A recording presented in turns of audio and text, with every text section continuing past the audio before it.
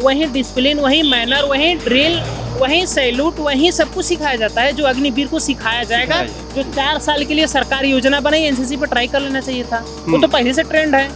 25% को ले लेंगे, 75% कहाँ जाएंगे। आज भी मेरे पास लेटर है जो मैंने अखिलेश यादव जी को दिया था। जब भी उसको देखता हूँ तो आंसू आता है। जो आर्मी से ट्रेनिंग ले चुके हैं उनका ख्याल करें, क्योंकि हमारे देश की जो सुरक्षा है वो कहीं से लीकेज नहीं होना चाहिए, उस पर कहीं माथापच्ची नहीं होना चाहिए।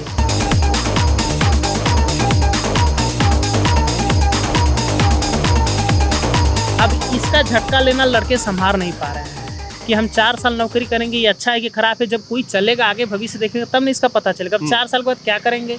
25% को ले लेंगे, 75% कहाँ जाएंगे। और तमाम जो कंपनियां कहीं हैं, महिंद्रा कहीं कि हम नौकरी देंगे, कोई बीजेपी के नेता कहा हम देंगे। तो एनसीसी ऐसी है सर जी, आपने बात उछा दी, अच्छी बात है कि एनसीसी ऐसा है। मैंने एनसीसी किया हूँ, जो अग्निवीर पैदा करेंगे, जो आर्मी ट्रेनिंग देगी वो एनसीसी वाले कर चुके हैं। एनसीसी वाले ट्रेनिंग कर चुके हैं, आर्मी से सीखे हैं, 3 साल वो भी किए हैं, वो भी ग्रेजुएशन किए हैं, सर्टिफिकेट भी रहता है। एनसीसी वालों को कोई नौकरी दे दे, कोई कंपनी में दे दे, कोई कहीं दे दे, जब देंगे तब विश्वास होगा। ऐसे तो सब गलत है।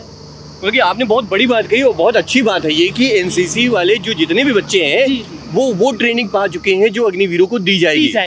लेकिन आज एनसीसी वाले बेचारे जिनका एज ओवर हो गया वो क्या करेंगे, अब तो फंस पड़े हुए हैं।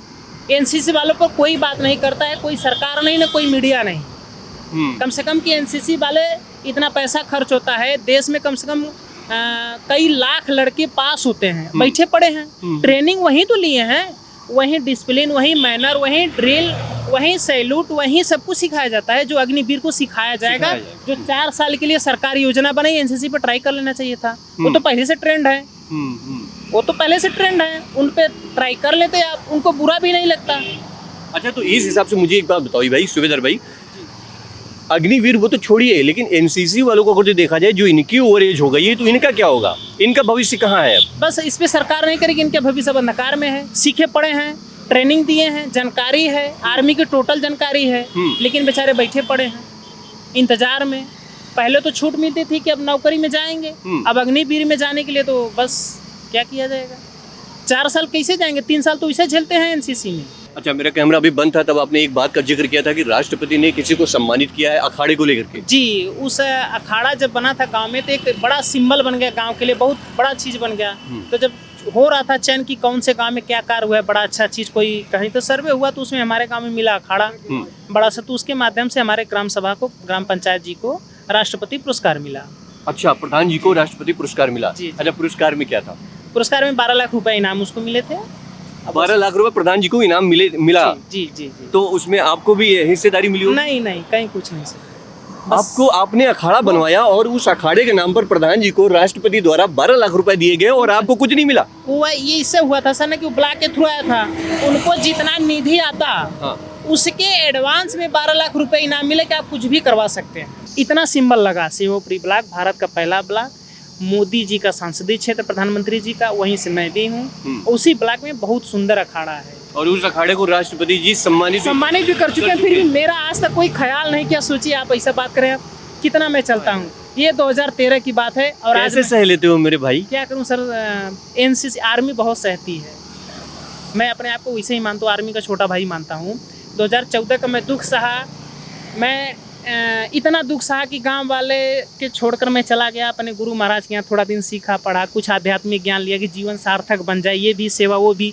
उसके बाद आज 2022 में खड़ा हूँ गाजीपुर में। कोई भी जाकर चेक कर सकते हैं कि कैसे मैंने 3 महीना बिताया बगैर कहीं खाना कोई नहीं देता है। घर वाले नहीं रोकते आपको? घर वाले रोकने की कोशिश करते हैं सर जी, लेकिन प्रेमियों को कहाँ कोई रोक पाता है, दीवानों को कहाँ कोई रोक पाता है सर, वो किसी गली से निकल कर भाग जाएंगे। अरे वाह, क्या आपसे मैं गले लगना चाहूंगा यार। एक ही दिल में मेरे भाई कितनी बार जीतोगे। अच्छा, अखिलेश यादव के पास क्या उम्मीद लेकर गए थे आप? अखिलेश यादव के पास उसमें तो मुख्यमंत्री थे, हमने लेटर दिया। अच्छा, उस समय मुख्यमंत्री थे जी? तब आप गए थे? तब मैंने गया। फिर भी खाली? फिर भी खाली, हाँ। और वहीं से मैं टूट चुका था। हकीकत मेरी जीवनी कोई जांचे कि कितना ये कष्ट में है, कितनी ये गिरावट में है और कितनी समस्याओं में। आज भी मेरे पास लेटर है जो मैंने अखिलेश यादव जी को दिया था।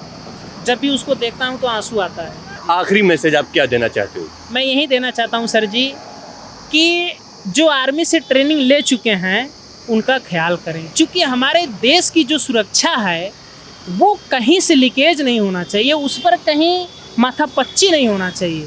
हर विभाग में हो जाए लेकिन आर्मी में नहीं होना चाहिए। उसका सभी के साथ बैठक होकर करना चाहिए था। एक का फैसला नहीं था, लेकिन एक फैसला लिए हमको दुख हुआ। और युवाओं को मैं कहना चाहूँगा कि समय आने वाला कठिन है, क्योंकि महंगाई बढ़ रही है, बेरोजगारी बढ़ रहा है। बड़े धैर्य के साथ जीवन बिताना पड़ेगा। नेताओं का क्या है सर जी, नेताओं तो अपने हर स्कीम लॉन्च किए हैं, ऐसा कोई स्कीम नेता का कम नहीं हुआ है, न पेंशन कम हुआ है, न VIP कोटा कम हुआ है, न उनका कोई ऐसा चीज़ है कि गाड़ी है, बंगला है, सब कुछ मिलता है उनको। लेकिन युवाओं को क्या मिलता है?